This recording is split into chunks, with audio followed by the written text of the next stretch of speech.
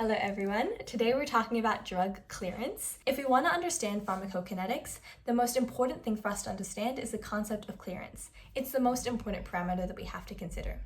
Clearance is a measure of the efficiency of irreversible elimination of the drug.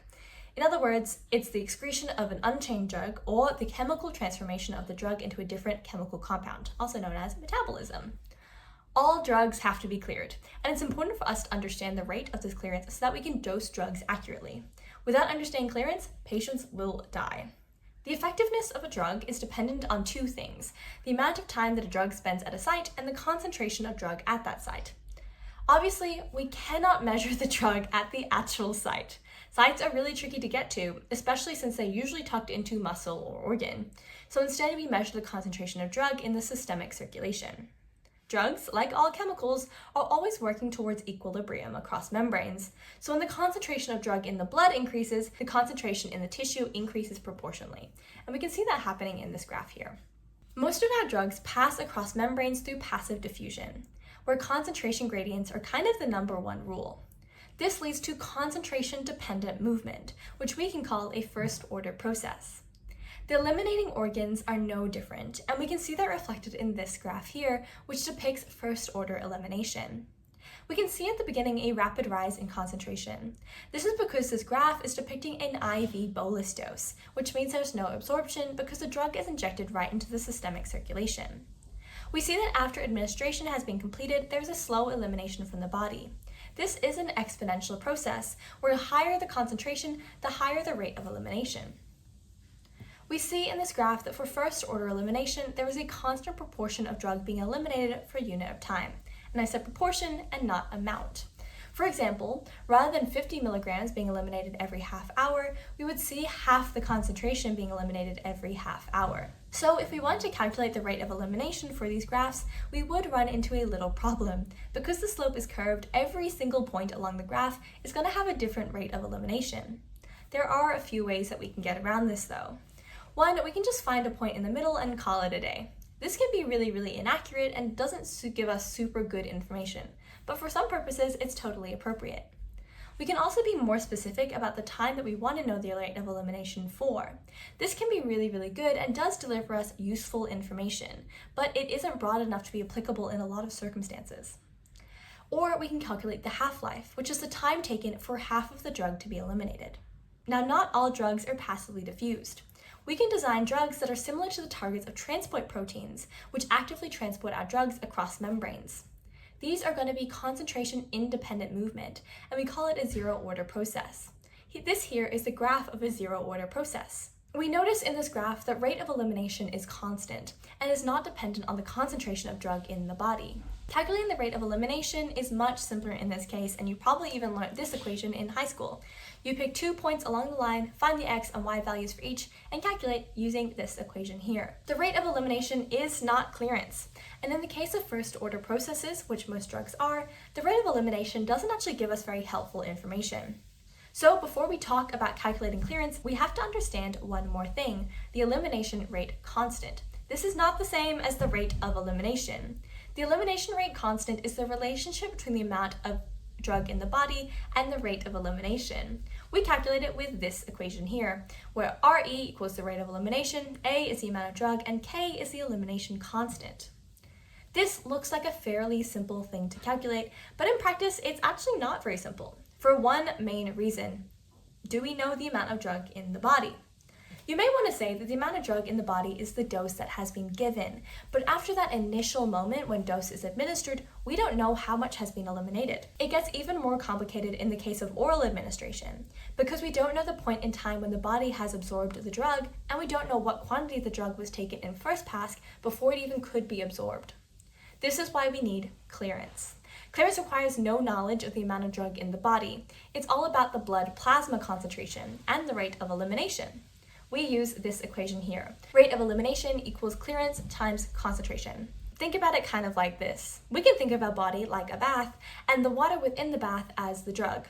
If we're going to be draining the bath, the rate of water leaving is dependent on two main things: the volume of water in the bath and the size of the plug hole. The volume of water in the bath is analogous to the plasma concentration of the bath, and the size of the plug hole is analogous to clearance. Clearance is measured in liters per hour and is the efficiency of drug elimination. Just like a plug hole is a measure of the efficiency of water elimination. Clearance is a constant, hence why we compared it to the plug hole in our bath analogy. Clearance is different between people and different for all different types of drugs that they take. But for the same person with the same drug, they will always have the same clearance unless something has gone really wrong. Populations with similar traits tend to have similar clearances. Things like age, gender, organ function all play a role in informing our clearance. Now, liver function is actually really important for clearance, and this is because liver is a major eliminating organ. So in order to understand clearance, we have to understand what is being cleared by the liver.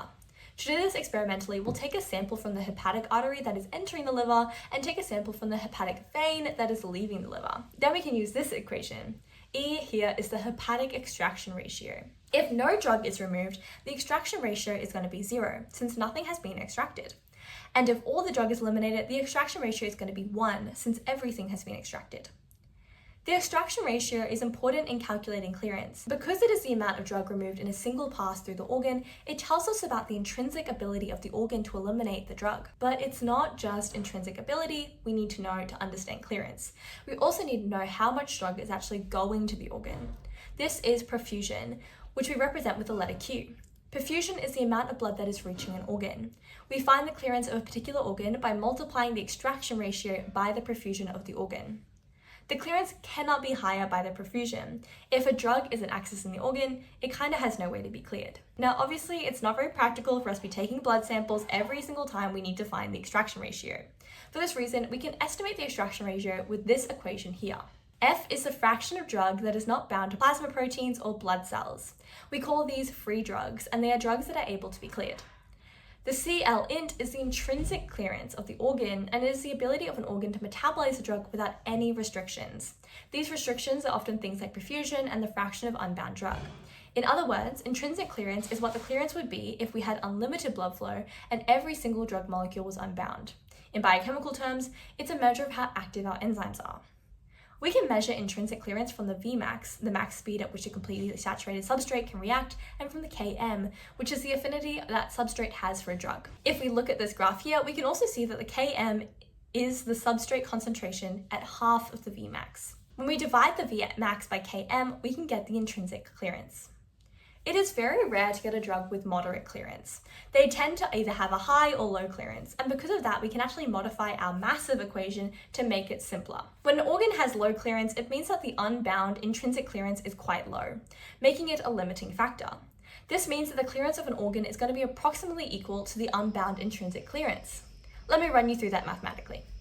We see here our big equation. Now remember, our unbound intrinsic clearance, aka our F times intrinsic clearance, is very low.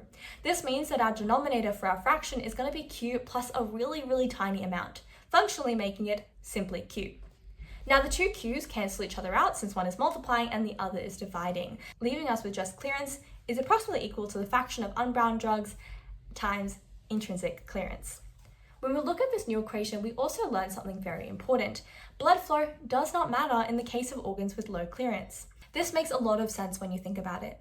When the intrinsic clearance of an organ is low, it doesn't really matter how much you oversaturate it. They're going to keep the same slow pace. The opposite is true of an organ with high clearance. In this case, the limiting factor is the perfusion of the organ. So an organ of high clearance is going to have a clearance equal to the blood perfusion. Now this gives us the clearance for one single organ, but the really great thing about the human body is our organs tend to all work in parallel. So we add up the clearance for all the organs, we can get the clearance of the whole body. Blood perfusion, intrinsic clearance, and unbound fraction are the three major factors that affect clearance. So a patient with an inhibition in any of these is going to have an impaired clearance, and drug doses should be changed accordingly. Some common things we might see is a bad heart condition which limits perfusion, or an organ impairment, specifically a liver impairment, which affects the intrinsic ability of the organ. Okay, now we're done with that, I want us to think back to the bath for a second. Let's say that we didn't have anything to plug the bath, but we still wanted to have one. To do this, we would have to do a couple things. One is we would have to ignore the environmental implication, but two, we would have to keep the tap running at the same rate the water is leaving the bath. This is something that we also have to consider when we want a patient to be in steady state. This is when the concentration of drug is constantly in the therapeutic window. To achieve steady state, we have to calculate the maintenance dose rate. This is the dose that enters the body to replenish what has been cleared out, and we can use this equation to find it. Maintenance dose rate equals clearance times average concentration at steady state. To aid us in getting the average steady state concentration, we may need to make a graph that looks a little bit like this. All the rapid rises we see on this graph is the application of a maintenance dose.